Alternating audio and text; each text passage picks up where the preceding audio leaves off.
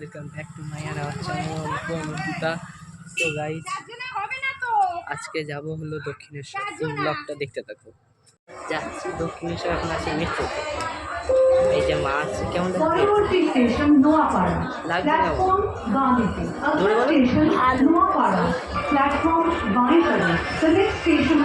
আমার সাথে আছে, দাঁড়া দেখাচ্ছি, আছে দিদা আর আছে ঠাকমা। ও ঠাকমা, কেমন লাগছে? হ্যাঁ বলছে, তোমার কেমন লাগছে? কেমন লাগছে? দক্ষিণেশ্বর নেবে দেখা। ও গাইস, পুজো দেওয়া হয়ে গেছে, ওই যে মন্দির। এখন আমরা ব্লগ করে দাঁড়াও না। তো গাইস, আমরা এখন পুজো দিয়ে এসেছি আর আমরা দেখতে পাচ্ছি পুজো তিলক কথা হয়েছে। আর এই যে কেমন লাগছে? খালি তোর, হ্যাঁ খালি তোর। পুজো দিয়েছো? না, ঘুমাচ্ছিলাম। তা ঘুমাও,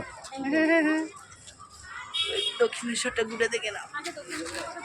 এখন যাবো বেলুড়ে, তো বেলুড়টা দেখাবো।